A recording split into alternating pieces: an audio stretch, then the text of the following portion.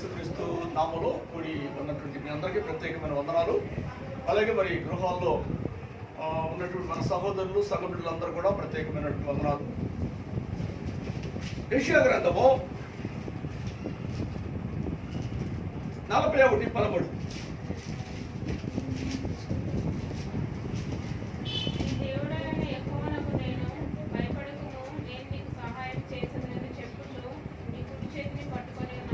చూడండి, ఇక్కడ అంటే నీ దేవుడు యెహోవానగు నేనే, భయపడద్దు భయపడద్దు నా కుమారి నా కుమారుడా భయపడద్దు. నీ దేవుడు యెహోవానగు నేనే, నేను నీ కుడి చెయ్యి, నేను నీకు సహాయం చేస్తానని చెప్పుచు నీ కుడి చేతులు పట్టుకున్నాను. నీ దేవుడు యెహోవానగు నేనే, భయపడద్దు, నీకు సహాయం చేస్తానని చెప్పుచు నీ కుడి చేతులు నేను పట్టుకున్నాను. అంటే మన దేవుడు మనకి ఏమై ఉన్నాడా? మన దేవుడు ఏమై ఉన్నాడండి? ఆయన అంటాడు, నీకు నేనే నీ దేవుడు అంటాడు. నీ దేవుడు యెహోవానగు నేనే, నీకు సహాయం చేస్తాను, నీకు సహాయం చేస్తాను అని చెప్పి మన కుడిసి పట్టుకున్న దేవుడు అండి. ఈ లోకంలో ఉన్నంత వరకు మనకు సహాయం చేయడానికి మన దేవుడైన యేసయ్య మన కుడి చేయి పట్టుకున్నాడు. కానీ అందుకే భయపడద్దు అని చెప్తున్నాడు. అందుకే భయపడద్దు. ఈ లోకంలో ఎన్ని నిందులు వచ్చినా, అవమానాలు వచ్చినా, ఏ విధమైనటువంటి ఆర్థిక ఇబ్బందులు వచ్చినా, ఏ విధమైనటువంటి శత్రు భయమైన, సాధారణ భయమైన, ఏదైనా కూడా, ఏ రోగం భయమైనా కూడా నువ్వు భయపడద్దు, దిగులు చెందొద్దు. ఎందుకు అంటే నీకు సహాయం చేస్తానని చెప్పచ్చు. నీ కుడి చేతిని నేను పట్టుకున్నాను కనుక నువ్వు ఒకవేళ బలహీనరాలపై పడిపోయినా కానీ అలాగే ఉండవు. నేను లేపి పేతురు నిలబెట్టినట్టుగా నిలబెడతాను. ఈ లోకంలో ఉన్నంత వరకు నేను నిలబెడతాను. అయ్యా ఎప్పుడు దాకా మమ్మల్ని చేయి పట్టుకుంటావయ్యా, ఎప్పుడు దాకా మమ్మల్ని కాపాడుతావు, ఎప్పుడు దాకా నడిపిస్తావంటే ప్రభు అంటాడు మత్తయి సువార్త 28:20 అంటాడు, భూలోకమంతా సమాప్తమయ్యే వరకు నీకు నేను తోడుగా ఉంటాను, సదాకాల పరలోకంలో కూడా నీకు తోడుగా ఉంటాను. ఈ లోకమంతా సమాప్తం అయ్యే వరకు నీకు తోడుగానే ఉంటాను, చేయి పట్టుకుని నడిపిస్తాను, సదాకాలం పరలోకంలో కూడా నీకు తోడుగా ఉంటాను. అంటే ఎక్కడ అంటే ఈ లోకంలో ఉన్నంత వరకు దేవుడు తను నమ్మినటువంటి వారిని, తన విశ్వాసం ఇచ్చినటువంటి వారు, తన కొరకు బ్రతుకుతున్న వారిని ఆయన అన్నడు కూడా చెయ్యి విడిచే దేవుడు కానే కాదండి. చెయ్యి విడిచే దేవుడు కాదు. దేవుడి గట్టిగా స్తోత్రం చేద్దాం. హల్లెలూయా. ఎవరు నన్ను చెయ్యి విడిచినా యేసు చెయ్యి విడువడు. ఎవరు నన్ను చెయ్యి విడిచినా యేసు చెయ్యి విడువడు. చెయ్యి విడువడు, నా చెయ్యి విడువడు, నా చెయ్యి విడువాడు, నా చెయ్యి విడువాడు. ఎవరు నన్ను చెయ్యి విడిచినా యేసు చెయ్యి విడువడు. ఎవరు చెయ్యి విడిచినా కూడా, ఎవరు మనల్ని త్రోచివేసినా కానీ, ఎవరు మనల్ని అవమానించినా కానీ ఆయనైతే చెయ్యి విడవనటువంటి దేవుడు అండి, ఎడబాయినటువంటి దేవుడు అండి. అంతము వరకు, ఈ భూలోకమంతా అంతమయ్యే వరకు ఆయన చెయ్యి పట్టుకొని మనం నడిపిస్తాడు. ఆ తర్వాత పరలోకంలో కూడా మనకు తోడుగా ఉండే దేవుడు మనకున్నాడు. అలాంటి గొప్ప దేవుని యందు మనం నమ్మిక ఉంచమంటాడు. భయపడద్దు అని చెప్తున్నాడు. మనకు భయపడద్దు, నీకు సహాయం చేస్తానని చెప్పచ్చు. నీ కుడి చేతిని నేను పట్టుకున్నాను కనుక నువ్వు భయపడొద్దు, ధైర్యంగా ఉండమని దేవుని వాక్యం మనకు తెలియజేస్తా ఉంది. మరొక మాట మనం చూస్తే కీర్తనల గ్రంథం 139:5 చూడండి. త్వరగా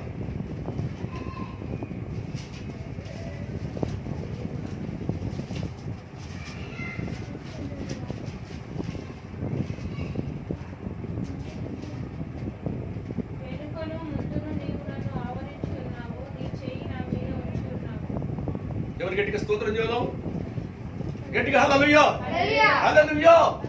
చూడండి, వెనకను ముందు నన్ను ఆవరించి ఉన్నావు, నీ చెయ్యి నా మీద ఉంచి ఉన్నావు. సరే అండి, దేవుని చెయ్యి ఎక్కడ ఉందంట? మన మీద ఉంచి ఉన్నాడు. అట్లాంటి ఎంత గొప్ప దేవుడు అండి, ఎంత గొప్ప దేవుడు అండి.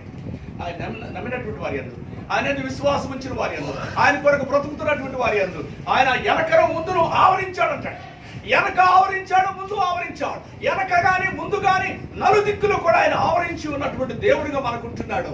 మనం ఎక్కడికి వెళ్ళినా, ఇంట్లో ఉన్నా, బయటికి వెళ్ళినా, వ్యాపారానికి వెళ్ళినా, డ్యూటీకి వెళ్ళినా, ఏ పనికి ఏ డ్యూటీకి వెళ్ళినా కూడా ఆయన వెనక ముందు ఆయన నిన్ను ఆవరించి ఉన్నటువంటి గొప్ప దేవుడిగా మనకు కనపడుతున్నాడు. అలాంటి గొప్ప దేవుడు మనం కలిగి ఉన్నామండి. దేవుని గట్టిగా స్తోత్రం చేద్దాం. హల్లెలూయా హల్లెలూయా. ఎనకనో ముందు మనం ఆవరించి ఉన్నాడో ఆయన హస్తం మనకు మన మీద ఉంచి ఉన్నారు.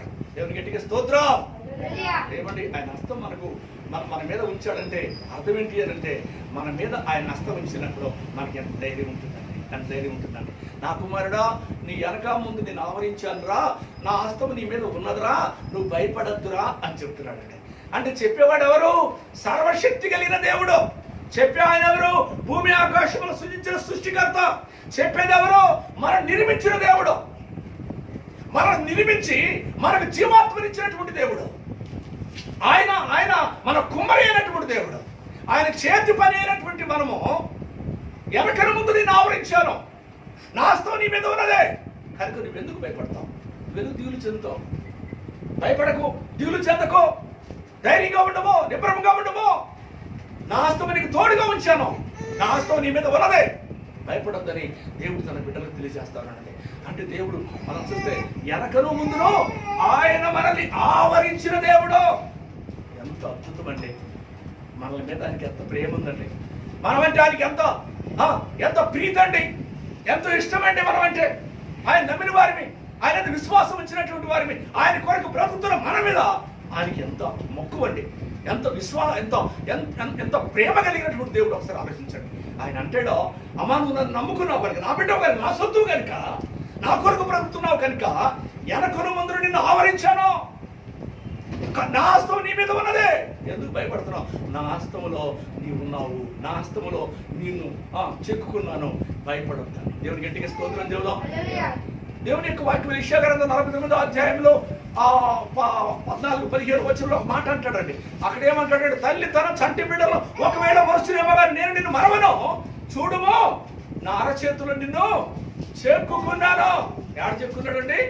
ఆయన అరచేతుల్లో మనం చెక్కినటువంటి దేవుడు. ఎంత గొప్ప దేవుడు అండి! ఆయన అరచేతుల్లో మనం చెక్కినటువంటి దేవుడు, ఆయన అరచేతుల్లో మనం చెక్కుకున్నాడు. ఆయన చేతుల నుంచి మనం తీసుకుగలరా? ఆయన చేతుల నుంచి ఎవరైనా తప్పించగలరా అంటే ఎవరు ఆయన చేతుల నుంచి విడిపించే వారు ఎవరు లేరండి.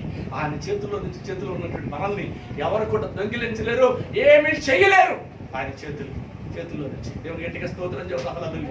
అందుకే ఆయన ద్వితీయోపదేశకాండం 39వ అధ్యాయం 39వ వచనం అంటాడు, 32, 39 అంటాడు ఆయన, నేనే దేవుడు, నేను తప్ప వేరొక దేవుడు లేడు, చంపువాడు నేనే, బ్రతికించువాడు నేను, గాయపరచువాడు నేనే, స్వస్థపరచువాడు నేనే, నా చేతిలో నుండి ఎవరు విడిపించుకోలేరు.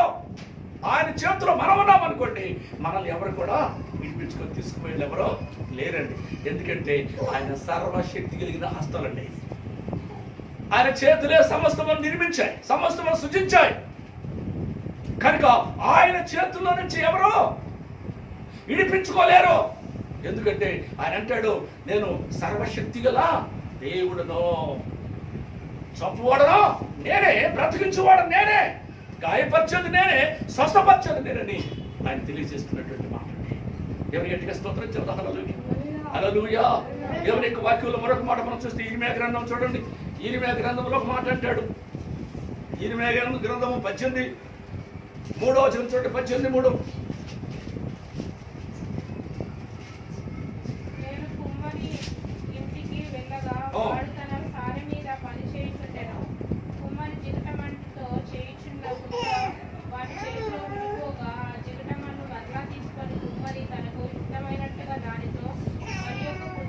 మరొక కుండ చేస్తున్నాం. దేవుని గట్టిగా స్తోత్రం, గట్టిగా హల్లెలూయా. చూడండి ఇక్కడ రాయబడిన మాట మనం చూస్తే, కుమ్మరి జిగట మట్టితో చేయించున్న కుండ వాని చేతిలో విడిపోగా ఆ జిగట మన్నను మళ్ళా తీసుకొని కుమ్మరి తనకు యుక్తమైనట్లుగా దానితో మరి ఒక కుండను చేశాడు. చూడండి, ఇర్మియా కుమ్మరాయన ఇంటికి వెళ్ళాడు అంటాడు. ఇర్మియా కుమ్మరాయన ఇంటికి వెళ్ళమని దేవుడు చెప్తే కుమ్మరాయన ఇంటికి వెళ్ళాడు. వెళితే కుమ్మరాయన ఏం చేస్తున్నాడు? సారి మీద చక్రం మీద ఏం చేస్తున్నాడు? జిగట మట్టి పెట్టాడు. చక్రం మీద జిగట మట్టి పెట్టి ఒక పాత్రను తయారు చేస్తున్నాడు. ఒక పాత్రను తయారు చేస్తుంటే ఇర్మియా చూస్తా ఉన్నాడు. అలా కుమ్మరాయన ఏం చేస్తున్నాడు? పాత్రను తయారు చేస్తున్నాడు. చక్రం గిర్రని తిప్పాడు. చక్రం గిర్రమని తిప్పేసి నీళ్లు దాని ముఖాన్ని కొట్టి ఆ తర్వాత చేత్తో ఏం చేస్తున్నాడు? పాత్రను తయారు చేస్తున్నాడు. అలా పాత్రను తయారు చేస్తూ చివరికి పాత్ర అంతా తయారైపోయింది. అయిపోయినాక కింద అడుగున చేయి పెట్టి చేతితోటి చిన్నగా అట్లని ఆ పాత్రను తీయబోయాలికే ఆయన చేతిలో ఏమైంది? పాత్ర విడిపోయింది అంటాడు. చేతిలోని పాత్ర ఇడిపోయింది. పాత్ర ఇడిపోయినప్పుడు ఏం చేశాడు కుమారాయన? ఇడిపోయింది అని ఇంకెందుకులే అని చెప్పి తీసి బయట పడేశాడా? ఇడిపోయింది వద్దులే అని చెప్పి బయట పడేశాడా? అయ్యో ఇది విడిపోయింది, ఇది నన్ను నమ్మట్లేదు, నాయన విశ్వాసం ఉంచట్లేదు కనుక ఇది ఎందుకులే అని చెప్పి విడిచిపెట్టాడా? అయ్యో నన్ను నమ్ముకొని ఆ తర్వాత వదిలిపెట్టేశారు, నాయన విశ్వాసం ఉంచారు, ఈనాడు లోకంలో కలిసిపోతున్నారు, ఇక వాళ్ళతో నాకేం పని అని వదిలిపెట్టేశాడా? వదిలిపెట్టేస్తున్నాడండి. వదిలిపెట్టేయట్లేదు. ఈనాడు అనేక మంది ప్రభువు నమ్ముకున్నారు, అనేక మంది పడిపోతున్నారు. పడిపోయిన వారిని దేవుడు వదిలిపెడుతున్నాడా? ఇడిపోయిన వాళ్ళు వదిలిపెడుతున్నాడంటే ఎన్నడూ వదిలిపెట్టడండి. వదిలిపెట్టక ఏం చేస్తాడు? ఒకదేం కాదే 7 దేళ్ళకు అప్పగిస్తాడు. దొంగలకు అప్పగించాలి, ఏం చేస్తాడు?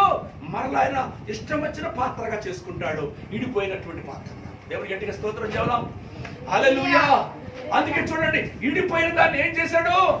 ఇడిపోయిన దాన్ని ఎందుకు ఇడిపోయిందంటే దీనికి చికట ఇంకా రాలేదు అని తెలుసుకున్నటువంటి ఆ కుమారాయన ఆ మట్టిని, ఇడిపోయిన కుండ మట్టిని తీసి మరలా ఎక్కడేశాడు?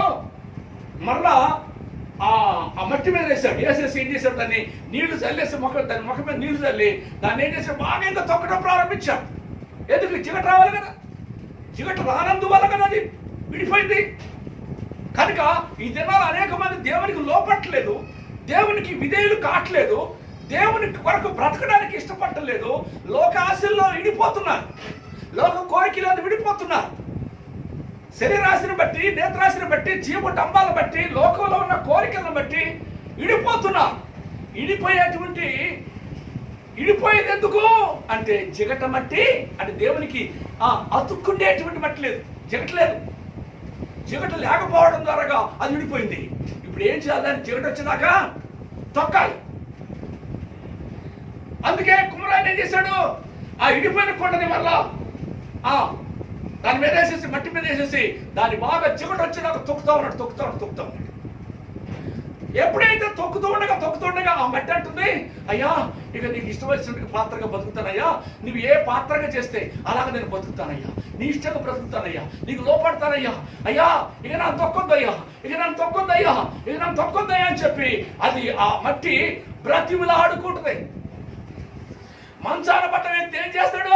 అయ్యా నన్ను బతికించయ్యా, నీ కొరకు బతుకుతానయ్యా, నీ కొరకు చచ్చిపోతానయ్యా, ఇన్నాళ్ళు సినిమాల కొరకు బతికానయ్యా, ఇన్నాళ్ళు లోకాసుల కొరకు బతికానయ్యా, ఇన్నాళ్ళు సీరియల్ కోసం బతికానయ్యా, ఇన్నాళ్ళు పనికి మాలి వాటి కోసం బతికానయ్యా, ఇక నీ కోసమే బ్రతుకుతానయ్యా, చిగుట మట్టిలాగా బతుకుతానయ్యా, నువ్వు ఏ పాత్ర చేస్తే అలాగనే బట్టి ఉంటారు ప్రభు అని చెప్పి తీర్మానం చేసుకుంటుందండి. తొక్కుతుంటే అలా తొక్కడం అంటే అర్థం ఏంటంటే శోధిస్తాడు దేవుడు, శోధన కలగజేస్తాడు. చిగట వల్ల వచ్చిందాకా, ఆయన ఇష్టం వచ్చిన పాత్రలాగా నువ్వు బ్రతికేదాకా ఆయన ఏం చేస్తాడు? తొక్కుతుంటాడు అనమాట. వదిలిపెట్టాడు అంటాడు. ఇడిపోయిన గుడ్డను వదిలిపెట్టాడా? వదిలిపెట్టలేదు. మళ్ళా చిగట వచ్చేంత వరకు తొక్కి మళ్ళా ఆ తర్వాత ఆ మట్టి తీసుకొని సారి మీద పెట్టి, ఇరిమియా చూస్తూ ఉండగానే మట్టిని సారి మీద పెట్టి దానికి ఇష్టం వచ్చిన పాత్రగా చేసి దాన్ని తీసి చక్కగా పెట్టాడు. అంతకుముందు ఇడిపోయింది, ఇప్పుడు ఇడిపోమంటే ఇడిపోతుందా? ఇప్పుడు ఇడిపోవట్లేదు. ఎందుకు? తొక్కాడు కదా. సోదరు వచ్చింది కదా, శ్రమ వచ్చింది, మంచాన పడేశాడు కదా. మంచాన పడేసే అంతవరకు, మంచాన పడేసి 1-2 దాంట్లోనే అయినప్పుడు ఏం చేస్తాడు? అయ్యా అయిపోయింది, అంతా అయిపోయింది, అయినా పని, ఇక నాకు సినిమాలు వద్దాయా, సీరియల్ వద్దాయా, నాకు లోకాసులు వద్దాయా, అయ్యా నాకు పనికిమాలి పనులు వద్దాయా, అయ్యా నాకు ఎలా పనికిరానటువంటి నాకు ఆటలు వద్దు ప్రభా, నీ కొరకు బ్రతుకుతానయ్యా, నీ కొరకు జీవిస్తానయ్యా, నీ కొండగా బతుకుతానయ్యా అన్నప్పుడు ఒకటో ఆపేశాడో, చక్కగా మట్టి తీసుకొని చక్కగా పెట్టాడో, ఆయనకి ఇష్టం వచ్చిన పాత్రగా చేసి ఆ పాత్రను పెట్టుకున్నాడు. దేవుని గట్టిగా స్తోత్రం చేద్దాం.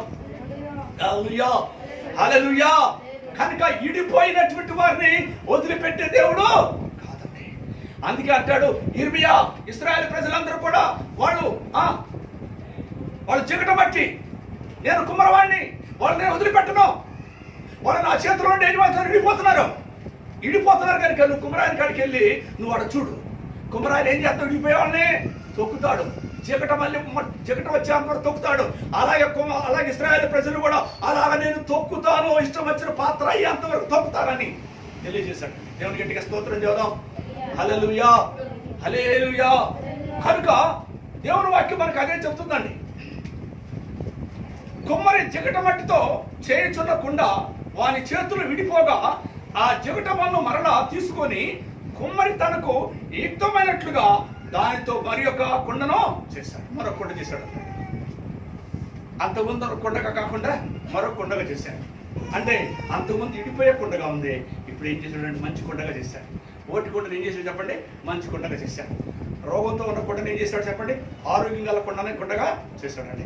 అప్పుల్లో ఉన్న కుండను ఏం చేశాడు? అప్పుల్లో నుంచి విడిపించి మంచి శ్రేష్టమైన కుండగా చేశాడండి. అలాగే ఆ రకరకాల జబ్బులతో, ఇబ్బందులతో, కష్టాలతో ఉన్న కుండలు ఇడిపోయే కుండలుగా ఉంటే ఆ కుండలకున్న సమస్యలను చిడిపించి, వాళ్ళ అప్పుల్లో చిడిపించి, వారికి సంతానం ఇచ్చి, వారికి కావాల్సినటువంటి వారి హృదయ వాంఛలు తీర్చి, వారికి కావాల్సినట్టుగా దేవుడు మనకి ఇష్టం వచ్చిన పాత్రగా మరొక పాత్రగా చేస్తాడండి. కొత్త కుండగా చేస్తాడండి. మనల్ని ఒక నూతన పాత్రగా చేసేటువంటి దేవుడుగా మనకున్నాడు. అలాంటి గొప్ప దేవుడు మనం కలిగి ఉన్నాం. దేవుడు గట్టిగా స్తోత్రం, గట్టిగా హల్లెలూయా, హల్లెలూయా, హల్లెలూయా. కనుక దేవుని యొక్క వాక్యం 6వ వచనం చదవండి. 6వ వచనం ఏమంటాడు? ఇర్మియా 18:6.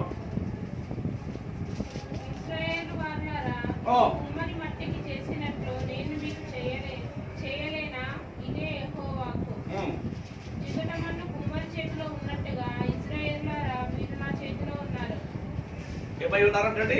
ఇశ్రాయేలు వారులారా మీరు నా చేతిలో ఉన్నారు. కుమ్మరి చేతిలో ఏముంది? జిగట మట్టి ఉంది.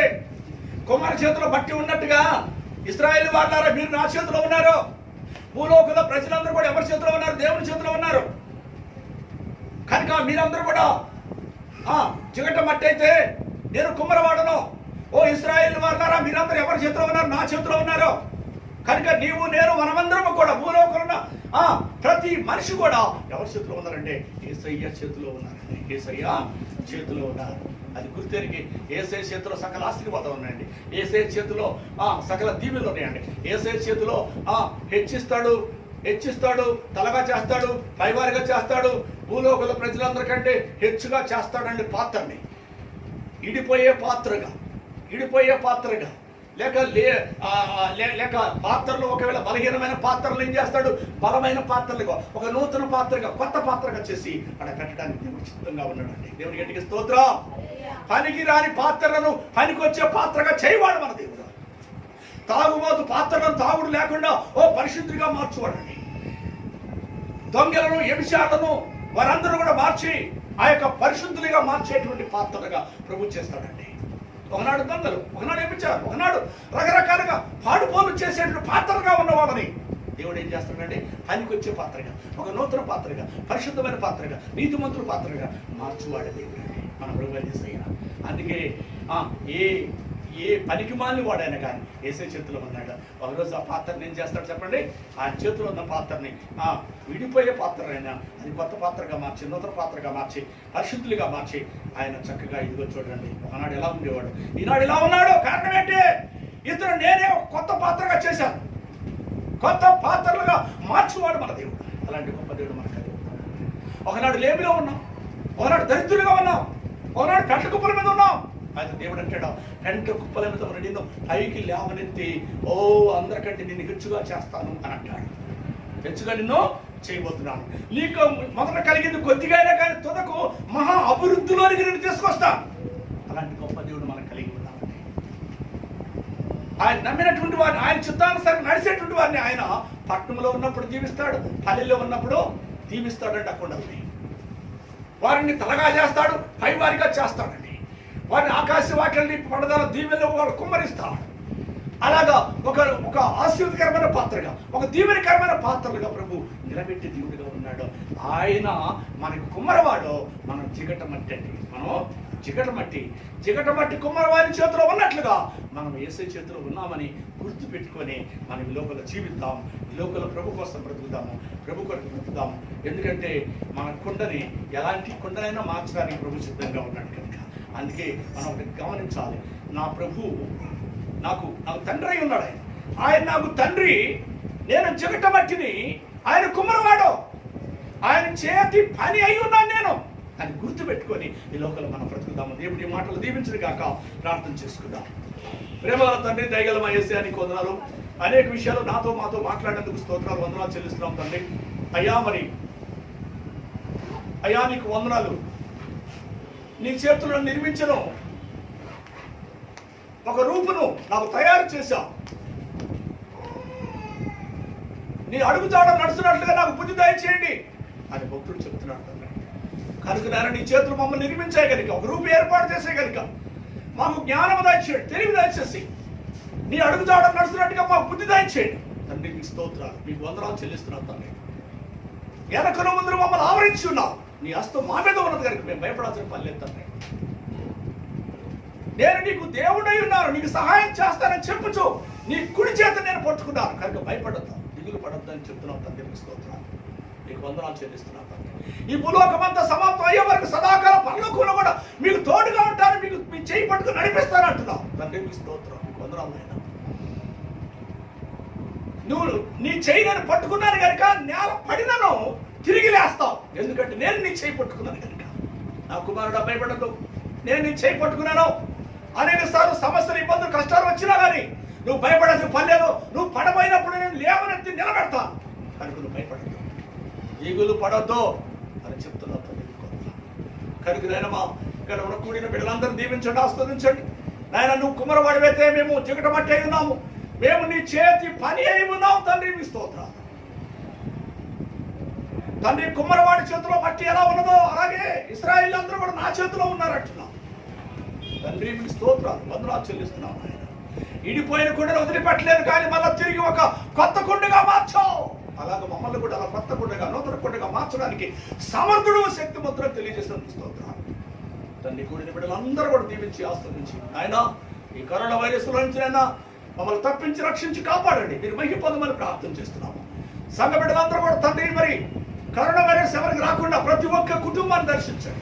మా సంఘ బిడ్డలందరూ కూడా తండ్రి కరోనా వైరస్ రాకుండా ఉండదు కాక ప్రతి కుటుంబం మీద నీ కాపుదలని కృప ఉంచినాను, ప్రతి బిడ్డ మీద నీ కాపుదల కృప ఉంచి ఏ కరోనా వైరస్ రాకుండా కాపాడమని ప్రార్థన చేస్తున్నాం తండ్రి. మీ స్తోత్రం కలుగును గాక నాయన. 8వ తారీఖు తండ్రి దేవా మరి చర్చిలు నడిపించుకోమని మాకు పర్మిషన్ ఇచ్చినందుకు స్తోత్రాలు, వందనాలు చెల్లించుకుంటున్నాం తండ్రి. ప్రభువా మీకు వందనాలు అయ్యా. మరి చర్చి నడిపిస్తూ ఉండగా ఏ విధమైన ప్రాబ్లమ్స్ రాకుండా కాపాడమని ప్రార్థన చేస్తున్నాం, రక్షించమని ప్రార్థన చేస్తున్నాం. మా తెలంగాణ ప్రాంతం అంతా కూడా తండ్రి కరోనా వైరస్ లేకుండా పూర్తిగా విడిపించండి. మా దేశంలో కరోనా వైరస్ లేకుండా విడిపించండి తండ్రి. అన్ని దేశాల్లో కూడా కరోనా వైరస్ లేకుండా విడిపించి మీరే మహిమ ఘనత ప్రభావాలను వేసే మీరు పొందమని మమ్మల్ని, మా కుటుంబాల సంఘాల సగ బిడ్డలందరూ మీ చేతుల్లో పెట్టుకుంటూ నజరేయుడైన యేసుక్రీస్తు నామములో ప్రార్థన చేసి పెట్టుకొచ్చినాం తండ్రి. ఆమేన్. మన తండ్రి అయిన దేవుని యొక్క ప్రేమ, కుమారుడు కృప, పరిశుద్ధాత్మ యొక్క అన్య సావాసము ఇప్పుడు ఎల్లప్పుడు సదాకాలం సకల పరిశుద్ధులు కూడిన మనందరికీ దేవుని ఆత్మ నిత్యము తోడై ఉండి ఆత్మ చేత ప్రభు రాకడ పర్యంతరం మనం చేయిపెట్టి ప్రభు నడిపించునుగాక. ఆమేన్, ఆమేన్, ఆమేన్. ప్రభు నామములో అందరికీ వందనాలు. Praise Lord, praise lord.